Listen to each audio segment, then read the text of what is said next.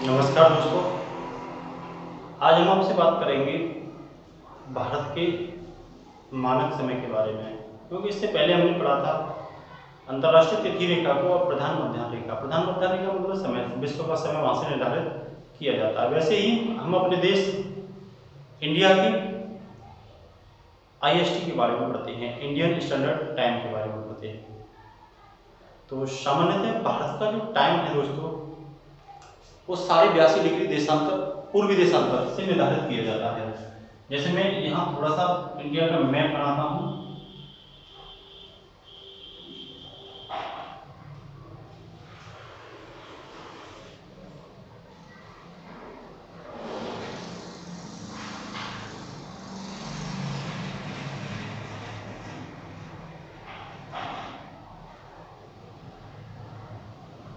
मान भी सकते हैं ये इंडिया का मैप है दोस्तों, और इस मैप में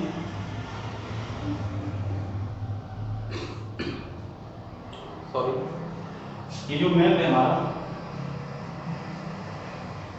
इसमें लगभग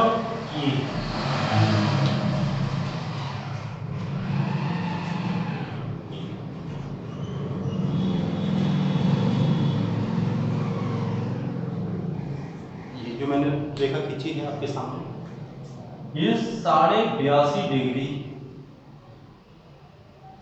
पूर्वी देशांतर रेखा है। पूर्वी देशांतर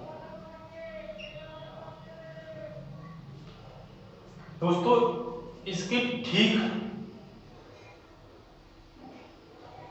भारत के परिप्रेक्ष्य में बात करें तो उसके पश्चिम में, यदि ऑल ओवर मैप के परिप्रेक्ष्य में बात करें तो पूर्व में यहाँ एक रेखा है 0 डिग्री देशांतर, जिसे हम प्रधान मध्याह्न रेखा बोलते हैं।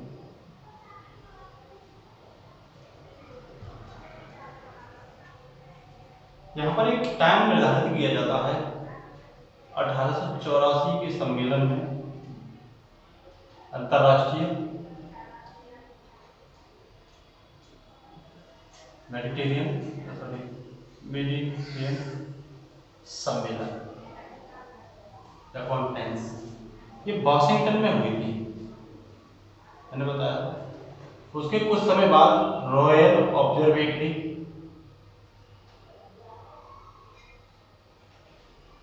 लगभग यहाँ 25 देश शामिल हुए थे दोस्त।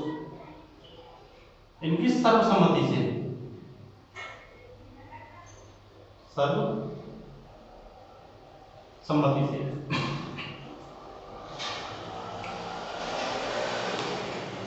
ये निर्धारित किया गया था कि 0 डिग्री को विश्व का समय मापन रेखा के रूप में जाना जाएगा, जिसे हम GMT या हल्का सा अंतर देखें तो UTC। GMT मतलब Greenwich means time, Greenwich means time, ये होता है यूनिवर्सल टाइम कोऑर्डिनेट। तो ग्रीनविच माध्य समय, या हम इसकी बात करें UTC, तो UTC होता है सात निर्देशांकित काल,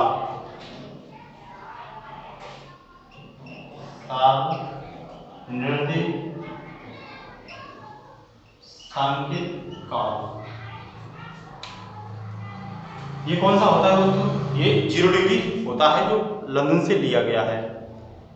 इसमें हम सामान्यतः बोल सकते हैं कि ये प्राथमिक मानक समय होता है, जिससे विश्व का समय और घड़ियां नियमित की जाती हैं।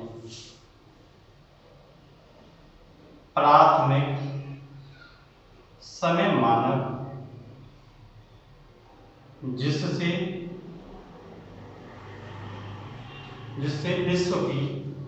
विश्व का समय और घड़ियां नियमित की जाती है। GMT ही लगभग क्या होता है दोस्तों? UTC होता है। पूर्णतः तो नहीं, कुछ हल्का अंतर होता है, लेकिन लगभग वही होता है। तो दोस्तों, इसके 82.5 डिग्री जो देशांतर है, पूर्वी देशांतर, पूरब है दोस्तों इधर, वहां से भारत का समय निर्धारित। तो क्वेश्चन ये उठता है कि आखिरकार भारत का समय 82.5 डिग्री से ही क्यों निर्धारित किया जाता है। तो मैंने आपको यहाँ मैप में बताया था दोस्तों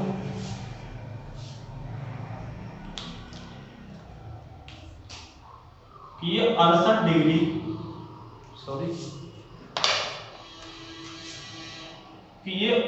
डिग्री 7 मिनट है और ये 97 डिग्री 25 मिनट। तो लगभग दोस्तों भारत का जो देशांतरीय विस्तार है ये लगभग 29 देशांतरीय कुछ समथिंग है। तो इसके ठीक हम मध्य में आएंगे। जैसे हमने ये बताया था कि 0 डिग्री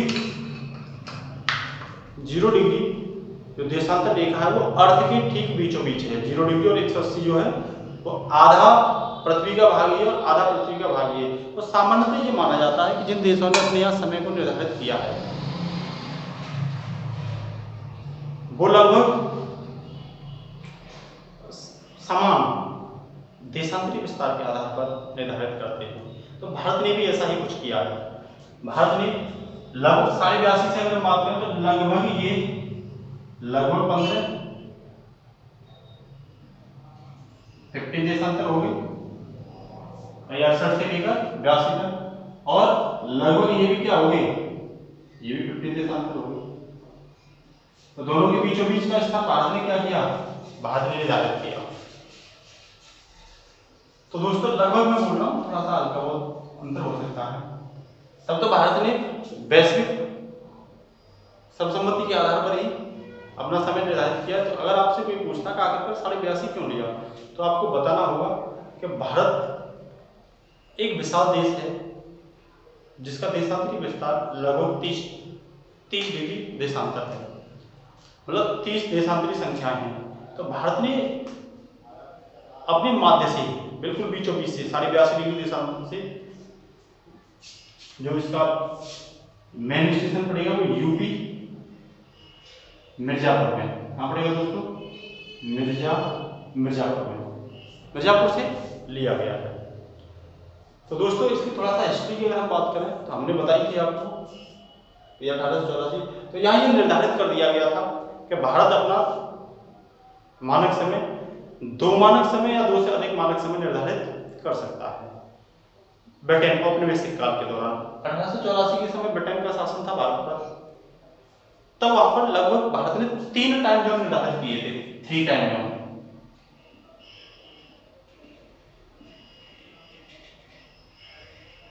एक जो टाइम जोन निर्धारित किया था वो कलकत्ता था, एक बम्बई था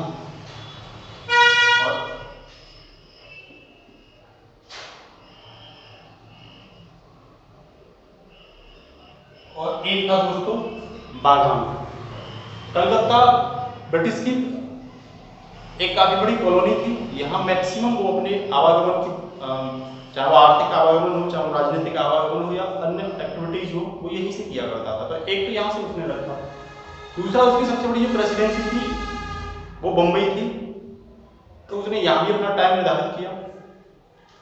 तीसरा, अंग्रेजों ने हमारे यहाँ आकर के चाय के बागान किए, तो बागान मजदूरों के लिए बहुत कट्टर टाइम निर्धारित किया, जिसे बागान समय जोन कहा गया। तो उनके लिए इसीलिए अलग किया कि उनका मैक्सिमम लाभ उठा पाए अंग्रेज। तो दोस्तों बम्बई टाइम जोन हालांकि ये 1955 तक रहा था, वो सामान्यतः लागू नहीं किया गया था, और भारत में ये 1948 तक रहा। और भारत का एक सामान्य और टाइम जोन था, भारत का सामान्य मानक समय जोन, ये भारत में 1906 तक व्यवस्था अपनाई थी भारत ने।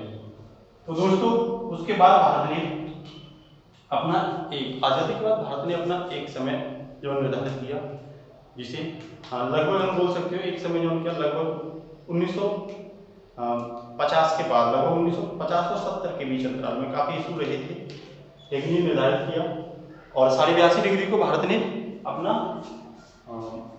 राष्ट्रीय समय जोन के रूप में निर्धारित किया। वैसे मैं आपको बता दे रहा हूँ, यदि देशांतरी विस्तार के आधार पर हम बात करें तो मैंने ये बताया था 24 घंटे में पृथ्वी अपना घूर्णन पूरा करती है। इस बात को ध्यान में रखते हुए जो विश्व के समय जोन है वो लगभग 24 देशांतरी समय जोन में पूरे विश्व को विभाजित किया गया है। मेरा कहने का मतलब हर 1 घंटे पर विश्व का समय जोन निर्धारित किया गया है। इस प्रकार से अगर विश्व के समय जोन की बात करोगे तो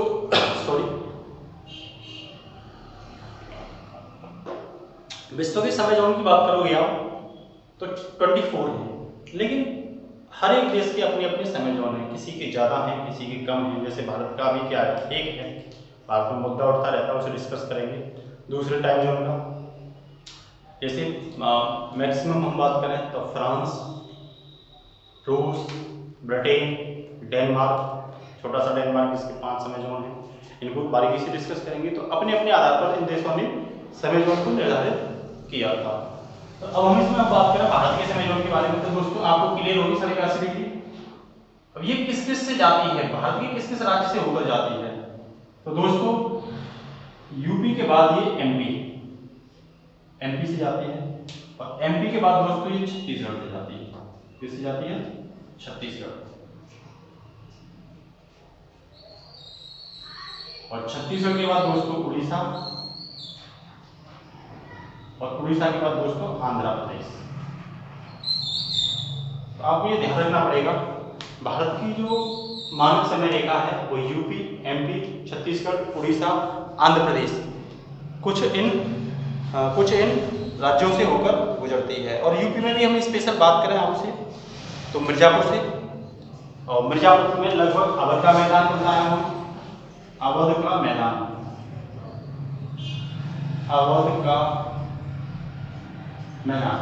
तो अवध के मैदान उसके आसपास का क्षेत्र है। दूसरा अगर हम एमपी की बात करें तो आपने सुना होगा गोविंद बल्लभ पंत सागर, गोविंद बल्लभ पंत सागर, यहाँ पे एक डैम बना हुआ, बांध बना हुआ है। यहाँ दोस्तों इधर पड़ती है यहाँ कैमूर की पहाड़ी, आपको ये ध्यान रखना पड़ेगा, पूछ लेगा तो भारत की समय मापन रेखा से कैमूर की पहाड़ियां पश्चिम में पड़ती हैं, पूर्व में तो आपका जवाब होगा भारत के परिप्रेक्ष्य में ही पश्चिम में पड़ती हैं। गोविंद सागर बल्लभ पंत डैम जो है वो पूर्व में पड़ता है, अवध का मैदान लगभग उसके मध्य में पड़ता है। तो ये चीज भी आपको याद रखनी होगी। अगर हम छत्तीसगढ़ की बात करें तो छत्तीसगढ़ में दोस्तों आपने सुना होगा रामगढ़ की पहाड़ियां, या उसका पठार है दंडकारण्य, बस्तर का पठार। तो यहाँ है दंडकारण्य बस्तर का पठार,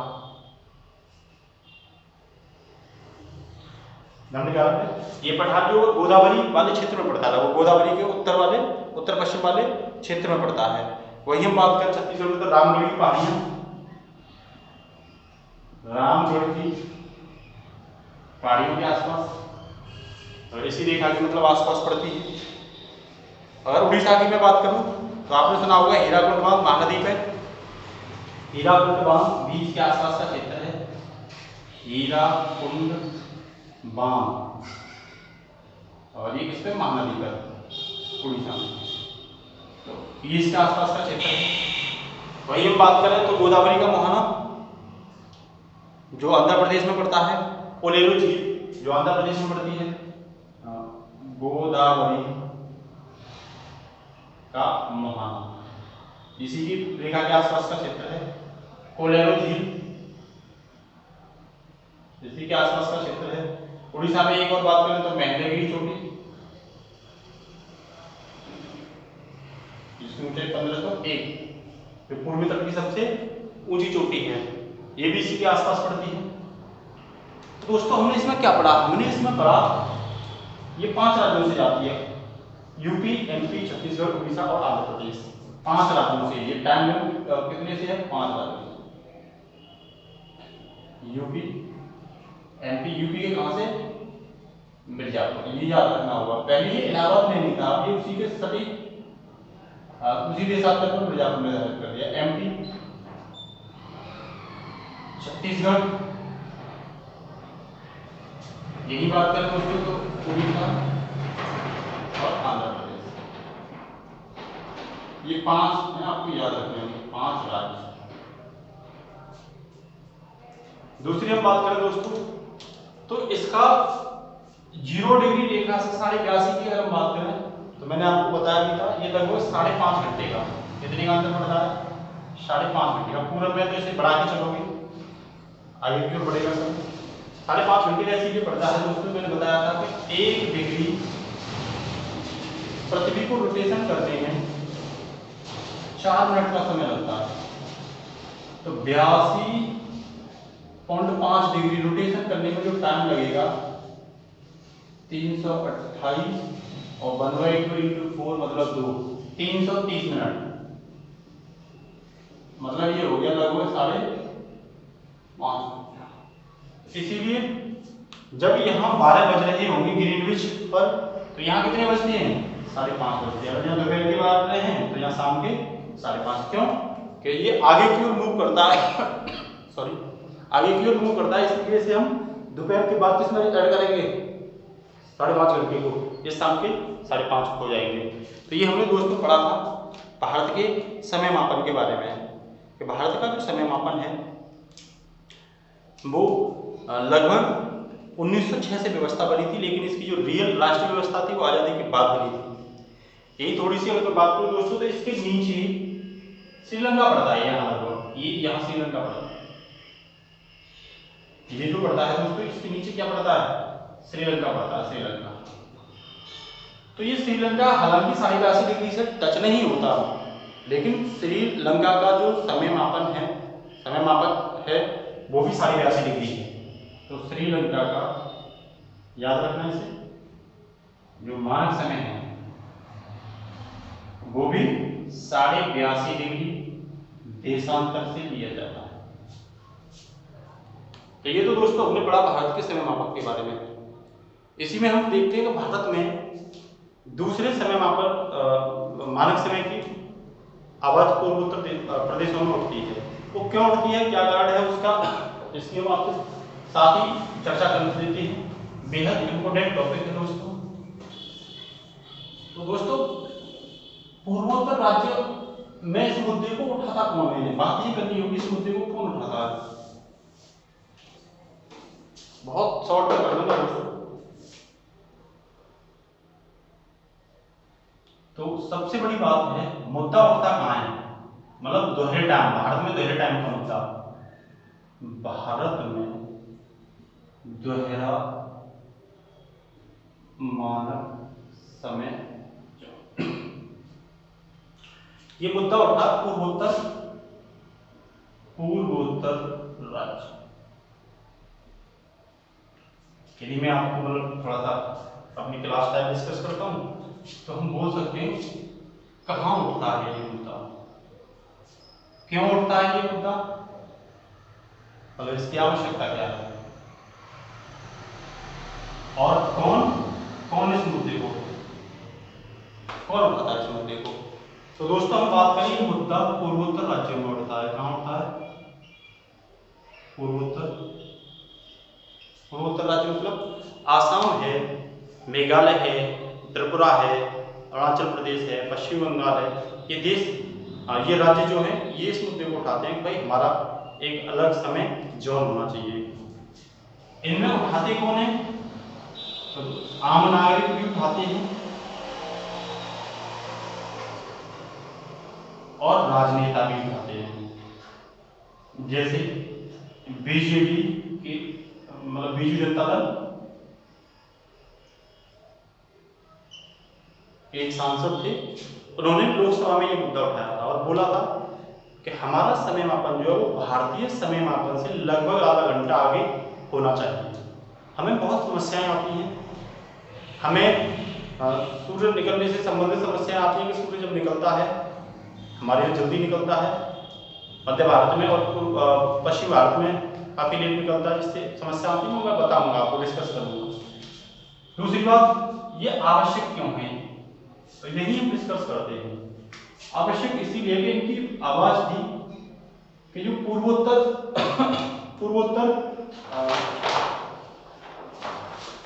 राज्य थे, मैं आपको नंबर बताऊंगा, ये पूर्वोत्तर राज्य है, ये मैप है हमारा, और इसमें हम ये गुजरात है जो 68 डिग्री 7 मिनट पे है, ये 97 डिग्री 25 मिनट पे क्या है, केतु है अरुणाचल प्रदेश का। तो यहाँ लगभग ये जो 82.5 डिग्री है ये समय मापन है भारत का, ये क्या है समय मापन। तो यूपी, एमपी, छत्तीसगढ़, उड़ीसा और आंध्र प्रदेश। तो दोस्तों ये लोग बोलते हैं कि हमारे यहाँ जब सुबह सूरज निकलता है तो लगभग 4 बजे निकलता है, सुबह 4 बजे, और मध्य भारत में लगभग जो सूर्य निकलता है यहाँ वो लगभग 9 बजे निकलता है। तो 2 घंटा का अंतर है, तो गुजरात में कब निकलेगा, 9 बजे निकलेगा। जब सन धीरे धीरे इधर आएगा तो वहां दूसरी कितने बजे होगी, 9 बजे होगी। तब ये लोग कहते हैं कि हम 4 बजे जब सूर्य निकलता है हम जाग जाते हैं, और जाग जाने के बाद जो हमारा दफ्तर का टाइम होता है वो दफ्तर का टाइम होता है हमारा 10 बजे, क्योंकि भारत ने अपने 82.5 डिग्री समापन के हिसाब से टाइम फिक्स कर रखा है 9 बजे के बाद का लगभग 10 बजे। तभी लोग बोलते हैं कि हमें ये जो 10 बजे का टाइम और इसके बीच में जो 6 घंटे का अंतर पड़ता है, 4 बजे सूर्य निकल आया और 10 बजे ये दफ्तर जाएंगे, तो उस अंतराल में जो समय होता है वो समय इनका क्या हो जाता है, वो समय इनका वेस्ट हो जाता है, और धूप भी हो जाती है। जब ये दफ्तर के समय जाते हैं तो सन थोड़ा मध्य भारत में होता है तो काफ़ी धूप भी हो जाती है तब तक इन लोगों को। तब ये लोग बोलते हैं कि दिल्ली जैसे राज्यों में या मध्य प्रदेश जैसे राज्यों में या अन्य मध्य भारत के राज्यों में जो लोग हैं वो तरोताज़ा बनकर जाते हैं, जो लोग हैं वो तरोताज़ा बनकर अपनी ड्यूटी पर जाते हैं। लेकिन वहीं हमको सूर्य निकलने के 6 घंटे बाद या 4 घंटे 5 घंटे बाद जाना पड़ता है, तो हमारी हालत ख़राब हो जाती है। जब हम 10 बजे दफ्तर जाते हैं, अब इस क्षेत्र में मतलब भारत के पूर्वोत्तर क्षेत्र में यदि सूर्य जल्दी निकल रहा है तो वो छिपेगा भी जल्दी, सिंपल सी बात है। तब वो बोलते हैं कि हमारे यहाँ जो सूर्य छिपता है वो लगभग गुजरात की अपेक्षा 2 घंटे पहले छिप जाता है। तब हमें 10 बजे से जब हम ड्यूटी देते हैं तो हमारी ड्यूटी जो होती है जब 4 बजे छिप जाएगा या 5 बजे छिप जाएगा और ड्यूटी हमारी 7 बजे तक, तो हमें 2 घंटा एक्स्ट्रा बिजली वगैरह खर्च करनी पड़ती है, ऊर्जा खर्च करनी पड़ती है। कल कारखाने फैक्ट्रियों में इतने समय लाइट पहले से स्टार्ट कर दी जाएंगी। तब एक रिसर्च भी हुई थी,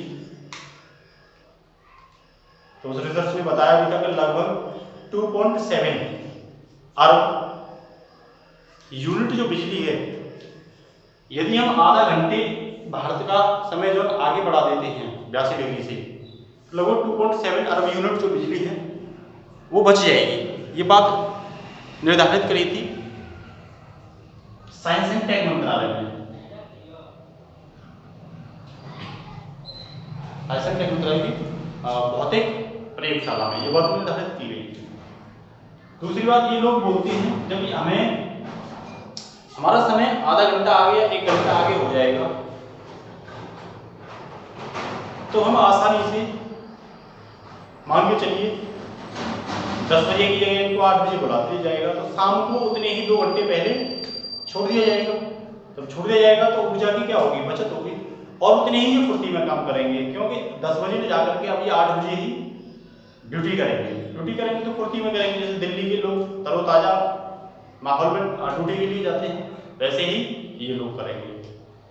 लेकिन इसमें दिक्कत आती है दोस्तों, दिक्कत क्या आती है, दिक्कत ये आती है कि ये लोग जो रिपोर्ट दी थी भौतिक प्रयोगशाला ने, वो ये दी थी कि यदि हम समय को चेंज करते हैं, मतलब चेंज नहीं, दूसरा समय जोन बनाते हैं, तो मान के चलिए एयरलाइंस है, विदेश से एयरलाइंस आई, और जब वो एयरलाइंस विदेश से आएगी और उसे आना होगा कहाँ, उसे आना होगा भारत के पूर्वोत्तर राज्यों में, आसाम में, मेघालय में, इनमें, और एक एयरलाइंस को आना होगा भारत के मध्य भारत में। तो दोनों का समय अलग अलग होगा। जब दोनों का समय अलग होगा दोस्तों, तब तो उसे आने में क्या होगी, दिक्कत होगी, इरेगुलरिटी होगी, क्योंकि अन्य देश थोड़ी भारत के लिए अलग अलग टाइम निर्धारित करेंगे।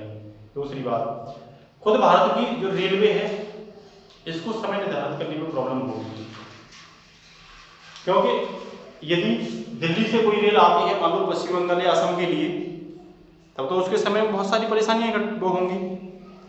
जब समय में परेशानियां होंगी तो ट्रेन का संचालन भी ठीक तरीके से नहीं हो पाएगा। दूसरी अगर बात करें दोस्तों, मान लो टेलीकास्ट की बात करते हैं, या तो रेडियो है, टेलीविजन है, वो कितने बजे अपना समय निर्धारित करेंगे, जबकि उनको वही न्यूज दिल्ली में भी देनी है, वही न्यूज पूर्वोत्तर राज्य असम, मेघालय, अरुणाचल प्रदेश, मिजोरम, त्रिपुरा, इनमें भी देनी है। यदि दोनों का समय अलग अलग निर्धारित कर देती हैं तब तो समस्या देखने को मिलेगी। तो ये बहुत समस्याएं बताई थी, और ये मुद्दा भी संसद में उठाया गया था, लोकसभा में। ये जनता दल वालों ने, बीजू जनता दल वालों ने ये मुद्दा उठाया था। तब उस समय ये जो रिटर्न में हम वर्क कर रहे हैं आपको, तो आपको ये तैयार करना है। सबको पता है भारत एक विशाल देश है, सबको पता है भारत क्या है, भारत विशाल देश है। किसमें? विस्तार में। तो विस्तार कितना है इसका? लगभग 30 डिग्री देशांतर। देशांतर संख्या लगभग, देशांतर जो संख्या है वो कितनी है? 30। और 30 है तो 2 घंटे का अंतर हो गया, काफी ज्यादा अंतर हो गया ये। तब तो निश्चित रूप से क्या होना चाहिए? निश्चित रूप से इसका अच्छे ही होना चाहिए, क्योंकि ये पश्चिम में लगभग अरब सागर और पूर्व में म्यांमार। म्यांमार तक क्या है? म्यांमार तक विस्तारित है दोस्तों। तब तो जब इतना विस्तार है तो 2 टाइम जोन की जो मांग है वो क्या है? रियल है, क्योंकि तब तो 2 टाइम जोन होना चाहिए। तब हमने बताई थी कि अभी जो करंटली जो मांग उठ रही है पूर्वोत्तर राज्यों की ओर से, स्पेशल 7 सिस्टर मतलब असम, अरुणाचल प्रदेश, नागालैंड, त्रिपुरा, मिजोरम, मणिपुर,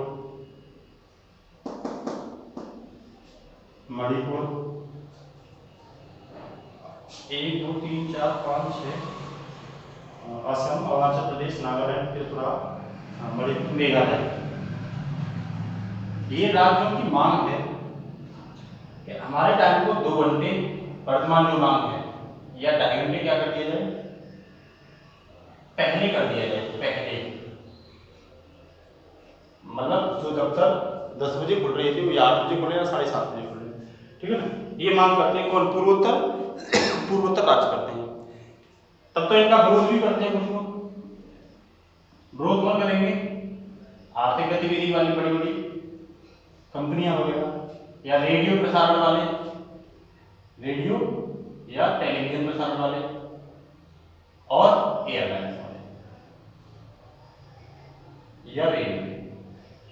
इन ओर से क्या आता है? इनका विरोध आता। तो कुछ मंत्री इनका वहां पे जाके इस बात के मुद्दा में लेकर के विरोध कर देते हैं।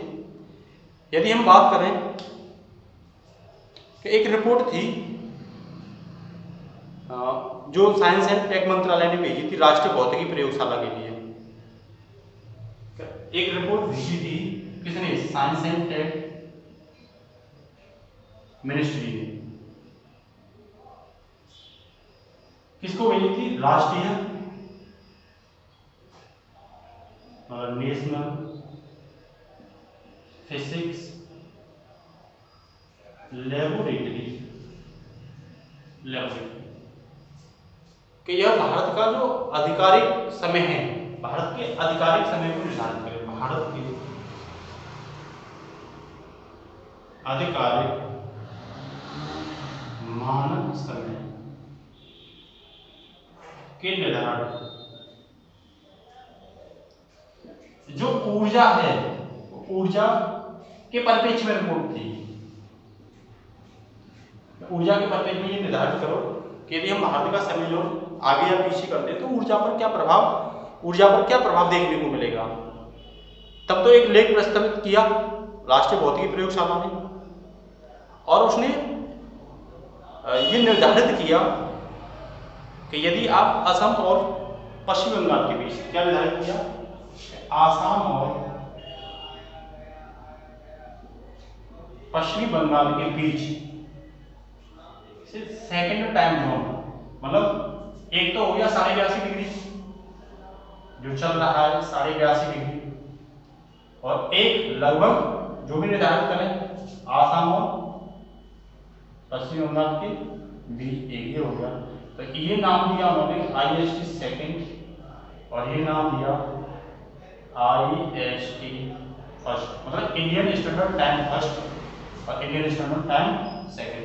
असम और बंगाल के बीच से सेकेंड टाइम जोन निकाल दो, और वो किस किस के लिए निकालोगे ये भी निर्धारित किया। ये सेकेंड टाइम जोन किस किस के लिए निकालोगे, तो जो मैंने भी बताई सेवन सिस्टर, ये सेवन सिस्टर राज्य बोलते हैं दोस्तों, सेवन सिस्टर स्टेट, प्लस इसमें अंडमान निकोबार भी शामिल कर दिया था। अंडमान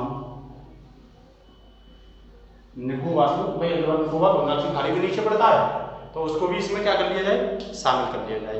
अब शामिल कर लिया जाए तो वो क्या कर दिया जाए, तो उसमें दोस्तों सारे व्यास जो है वो है UTC प्लस कितना ऐड होता है, UTC मतलब 0 डिग्री देशांतर, मैंने बताया था, मैं 5.5 घंटे को ऐड करके ये था। लेकिन सेकंड टाइम जोन वो बोल रहे थे कि UTC प्लस इसे 6.5 घंटा कर दीजिए। UTC मतलब सेवन सिस्टर के लिए, और अंडमान निकोबार के लिए UTC मतलब यूनिवर्सल टाइम कोऑर्डिनेट, इसमें 6.5 घंटा, मतलब कितने टाइम बढ़ाने की बात कर रहे हैं, 1 घंटे टाइम बढ़ाने की बात कर रहे हैं। क्योंकि इतना यदि आप टाइम बढ़ाते हो तो लगभग भारत को 20 मिलियन किलोवाट, लगभग भारत को इससे टाइम बढ़ाने से भारत को जो लाभ होगा वो लाभ 20 मिलियन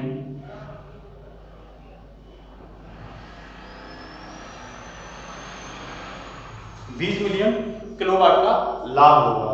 तो ये तो काफी है, ऊर्जा बचत होगी, किलोवाट मतलब ऊर्जा की क्या होगी, बचत होगी। दूसरी क्या होगी, दूसरी में अगर इसकी बात करूं दोस्तों, तो यहां पर लिखिए लाभ, यही लाभ क्या बताया था, मतलब राष्ट्रीय प्रयोगशाला द्वारा लाभ, ये हम यहां निर्धारित कर देते हैं।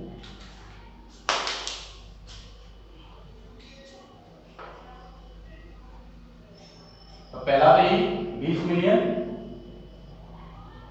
एनर्जी किलोवाट एनर्जी सेव होगी, एनर्जी सेव हो जाएगी। तीसरी बात कि जो व्यक्ति थके हुए महसूस करते हैं, मतलब श्रम जो है, श्रम राहत महसूस करेगा, श्रम में बचत होगी, श्रम हानि में कमी आएगी। मतलब जो आदमी 10 बजे निकलता था, रात को परेशान होकर अंधेरे में आ रहा है, उल्टा सीधा मतलब किराए में अंधेरे में आता है, तो बहुत सारा ट्रेवल्स में उसे प्रॉब्लम करनी पड़ती है। तो ये सब चीज़ें क्या हो जाएंगी, ये सब चीज़ें रुक जाएंगी। दूसरी बात उन्होंने ये बोली थी, इस बात को लेकर के जो हमें आर्थिक और राजनीतिक हानि होती है वो भी क्या हो जाएगी, कम हो जाएगी।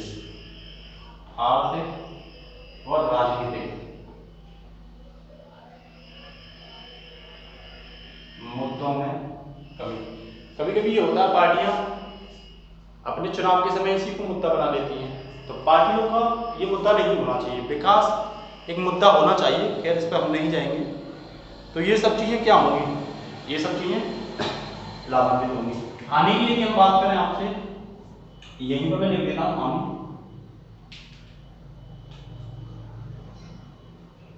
तो हानि में निर्धारित किया था दोस्तों, उड़ान संचालन में दिक्कत आएगी, उड़ान संचालन अनियमित होगा,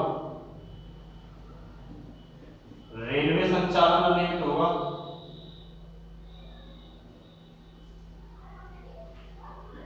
दूसरा जो होगा दोस्तों वो रेडियो प्लस टेलीविजन, इनके संचार में क्या आएगी, प्रॉब्लम देखने को मिलेगी।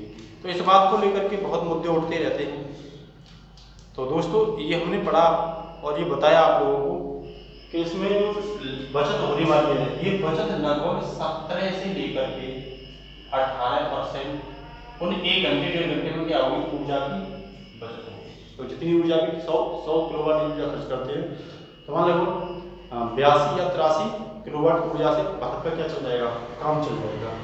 नेक्स्ट यदि हम बात करें, तो इसका स्क्रीनशॉट ले सकते हो, मैं थोड़ा सा और आगे भी बढ़ता हूँ।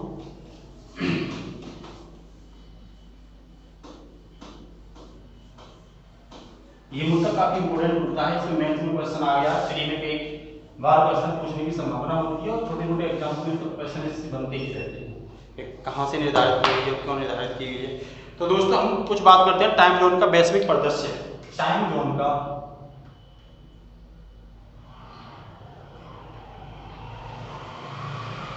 वैश्विक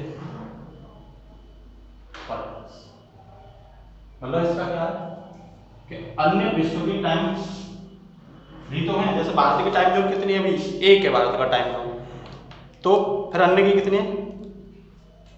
तो हम सबसे ज्यादा अगर टाइम जोन की बात करें, तो अगर मैं फ्रांस की बात करूं, तो फ्रांस के जो टाइम जोन है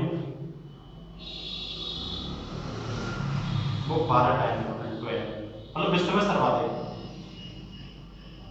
विश्व में सर्वाधिक टाइम जोन किसके हैं दोस्तों, तो फ्रांस के हैं, कितने हैं, 12 हैं। भाई रूस की और यूएसए की बात करूं, मैं रसिया की बात, सॉरी रूस की बात करूं और यूएसए की बात करूं, तो रूस के 11 टाइम जोन है, यूएसए की 9 टाइम जोन है। तो सेकंड में अगर आपसे बात करते हैं तो सेकंड में रसिया का टाइम जोन है, उसके बाद ब्रिटेन की, जितनी यूएसए की टाइम जोन है उतनी किसके हैं, ब्रिटेन की टाइम जोन है 9। कुछ अगर हम बात करें बर्फीले क्षेत्र की, बर्फीले जो देश हैं ऊपर वाले आर्कटिक वाले, तो इनके 10 टाइम जोन है, नॉर्वे है, स्वीडन है, स्पेन, मतलब इनके अपने जो बर्फीले देश हैं उनके कितने टाइम है। और उनमें अगर मैं छोटे से ही एक देश की बात करूं, जैसे डेनमार्क है, या उससे पहले हम बात करें ऑस्ट्रेलिया की, तो जैसे ऑस्ट्रेलिया है, तो ऑस्ट्रेलिया के 8 टाइम जोन है। छोटा सा एक देश है दोस्तों डेनमार्क, और डेनमार्क की टाइम जोन 5, ये याद रखने होंगे, कभी कभी ये आपसे पूछ ले जाते हैं। टाइम जोन मैक्सिमम होने का मतलब ये भी, जैसे फ्रांस है, तो फ्रांस बहुत छोटा सा देश है, यदि हम आपको मैप में दिखाएं तो बहुत छोटा सा देश पड़ेगा, ऐसे नहीं मतलब देशांतरीय विस्तार में, लेकिन फ्रांस की कई जगह कॉलोनियां हैं, जैसे रेयूनियन थी, तो वहाँ का अपना टाइम जोन अलग होगा। तो इस तरह ब्रिटेन की अलग अलग बस्तियां हैं, तो वहाँ का टाइम जोन अपना अलग होगा। तो इस आधार पर टाइम जोन को इन देशों ने अपने अपने उसमें कर रखा है। तो सबसे ज्यादा टाइम जोन जो है वो फ्रांस का है, उसके बाद रसिया का, अलग अलग रसिया का जो देशांतरीय विस्तार है वो मैक्सिमम है, सभी देशों में सर्वाधिक जो देशांतरीय विस्तार है वो रसिया का है। तो हमने आज जो दोस्तों पढ़ा वो ये पढ़ा कि जो टाइम जोन का जो इशू था वो क्या था। तो हमने यही बताया था, पूर्वोत्तर देश बोलते हैं कि दिल्ली वाले भी 10 बजे दफ्तर जाते हैं और पूर्वोत्तर राज्य वाले भी 10 बजे दफ्तर जाते हैं। पूर्वोत्तर राज्य वाले जब 10 बजे दफ्तर जाते हैं तो उनसे 6 घंटे पहले, 4 घंटे 5 घंटे 6 घंटे पहले सूर्य राइज कर जाता है, निकल आता है।